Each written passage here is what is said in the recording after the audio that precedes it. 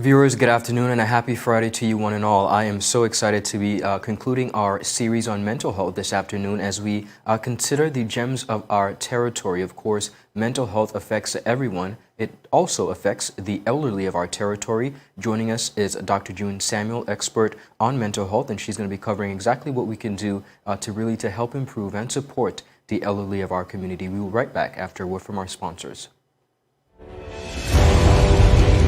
The win. What are the health I'm freaking out.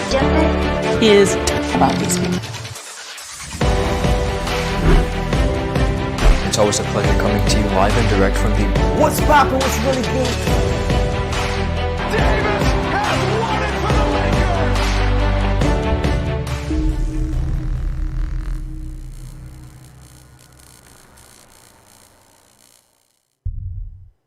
Viewers, welcome back. Again, I'm Ron Grant and you're watching 284 Media. Thank you so much for sticking with us. Dr. June Samuel, welcome back to 284 Media. Thank you so much for your time. Thank you for having me, Ron. I'm happy to be here. It's always our pleasure. As we conclude this series on mental health, of course, May is observed as Mental Health Awareness Month, and we cannot forget, we cannot neglect the elderly of our territory, the ones we call our gems. Now, when you look at the state of mental health and mental health awareness, and of course mental illness as well, which is a total difference. But where are we as it pertains to our elderly?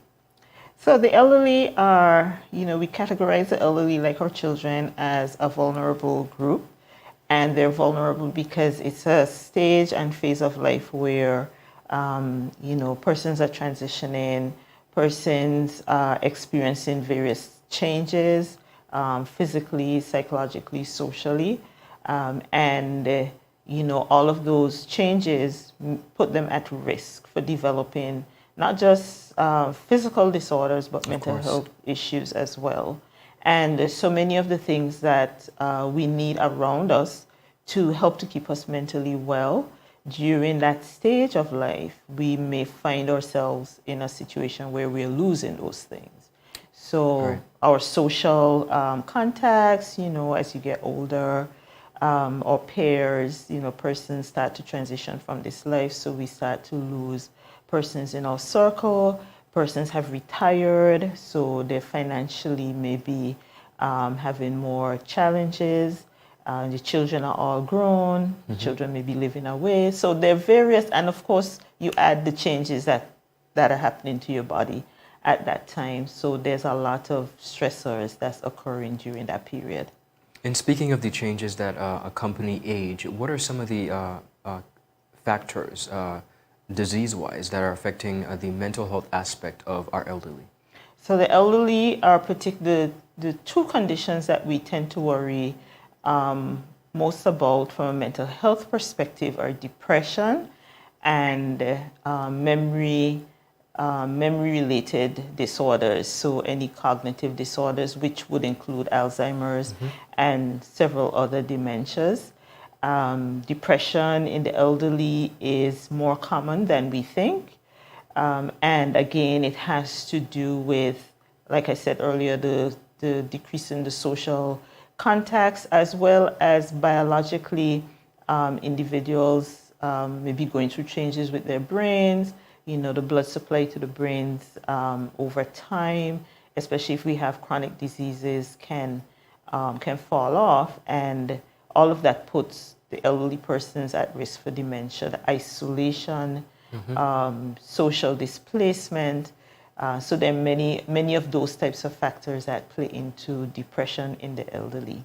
So it is a concern that those of us working in the field, we are always, the elderly, when they present, especially with physical complaints, because typically that's how depression in the elderly presents. Okay. They have more physical complaints. They may not tell you that they're feeling depressed.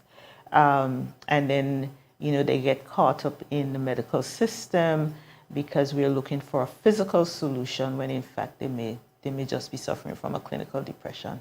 Understood. Now, from my vantage point, I'll be honest with you, as it pertains to the elderly, the services seem stretched here in the territory. Is that so? And if not, what services are truly available for the elderly once they begin to experience issues like depression, like we just spoke about?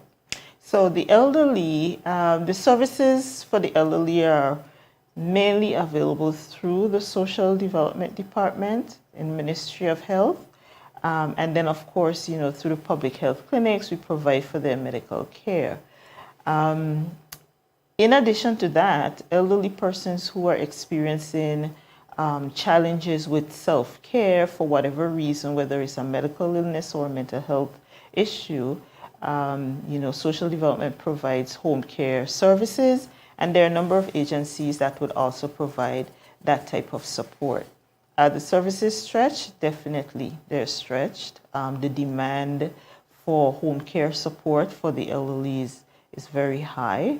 Okay. In addition to that, since the hurricanes, we haven't really revitalized our programs. You remember, we used to have programs that would happen in the community centers that would keep them engaged. For the elderly persons, and those haven't been revamped as yet. So that is a major source of stimulation that is not there. And the other thing that makes this an issue, Ron, is that care for the elderly, we think that it is simple in that anybody can do it, but no, we need persons who are trained. So persons have to have a certain level of training in order to provide those. It's a specialized type of service. And there is training that's conducted by Red Cross to assist with that. Understood. Now, when we think of caring for the elderly, we mentioned, of course, the caregiver services are in high demand. When persons who are experiencing difficulty as it pertains to really providing and taking care of the elderly, as we look at a caregiver's job, of course, by no stretch, I can say that it appears to be easy. What encouragement would you give to caregivers as they continue to traverse through their jobs, particularly being aware of the mental health of their patients? So for caregivers who, this is separate and apart from the family caregivers. Yes. So, we value the input that they bring, because they become, for a number of our elderly persons at home, they become like their ears and their eyes to help them navigate their environment and help them to navigate through, the peculiarities of whatever situation they may be dealing with. A lot of times the elderly are on medications, multiple medications, they need special diets, they need special other types of care. And these persons provide for us, a valuable service. And one of the things that I know we are looking at in collaboration with some of the groups in the community is being able to provide some support for the caregivers in terms of training or additional training, so that they can feel more comfortable in providing the care, because we often depend on them to look out for changes that persons may be going through at home, because Ron, when the elderly are having any kind of physical, medical issues, sometimes even psychological issues, it doesn't necessarily present in a way that is overt, that is obvious. And so the caregivers sometimes can be those persons who provide for us the first indicator that, yes, something is wrong, this person's behavior has changed, or they're not eating as much, they're not sleeping as much. So all of these different types of indicators they're trained in to be able to provide the support to the medical system that is giving the service. Understood. Now, in caring for the elderly, this can be, as we mentioned, a very tedious job. What encouragement, and speak to the community, wider community, who are pretty much looking on and observing and don't have that actual active role, how can they support caregivers and persons who are taking care of the elderly? Well, first of all, I would say in general, as a community, we need to advocate more loudly for support services for the elderly, full stop.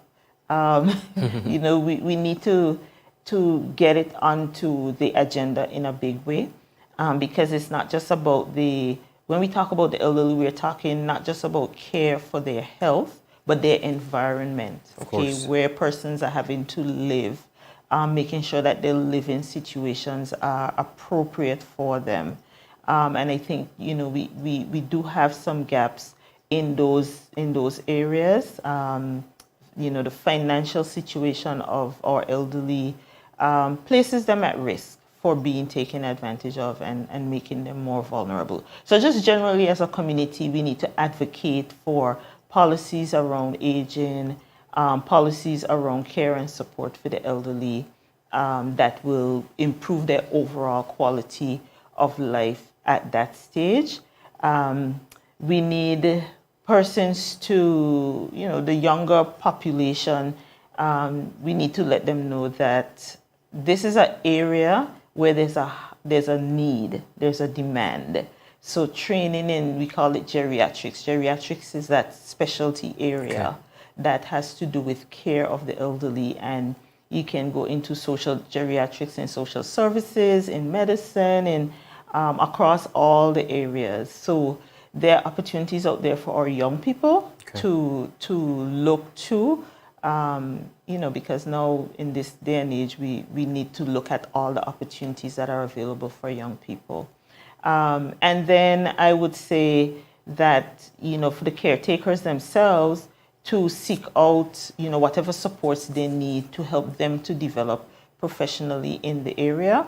And there are various groups in the community that are looking, as I said before, at this, and we would want to provide that support. For the family caregivers, we need support for family caregivers because, if you've been in a situation where you're taking care of an elderly person or having to make that care available, it is extremely stressful.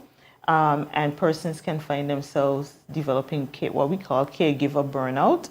And so support for the caregivers, both family and the paid caretakers, to make sure that they maintain mental wellness for themselves is really important. Wonderful. Dr. Samuel, as always, it is such a delightful conversation, and we thank you so much for taking the time out this afternoon to raise awareness on the real state and where we're at as it pertains to ensuring that the mental health and mental wellness of our elderly is at the top of our agenda. We still have quite a bit more work to do. Like you mentioned, at the top of the list is making sure that we advocate more strongly for the care and consideration for our elderly. So we thank you so much for your time this afternoon and continue to do remarkable things. Thank you for having me. Always a pleasure. Viewers, that's all the time we have, but that is not, of course, all the content. Be sure to tune in via our website and our Facebook page for daily updates. Of course, at 6 p.m. this evening, I'll be bringing to you the daily news, both locally, regionally, and internationally. Some of the headlines we're looking at, of course, Mr. Eustace Boss Freeman has been appointed as Director of Recreational Trust. The Tabor Health Public Benefit Corporation, they are set to establish a medical school here in the BVI, and of course the USVI is also on that list. They will be among the last jurisdictions to lift the mask mandate. All this and so much more at 6 p.m. this afternoon. Thank you so much for your time. Have a good rest of the day. Bye-bye.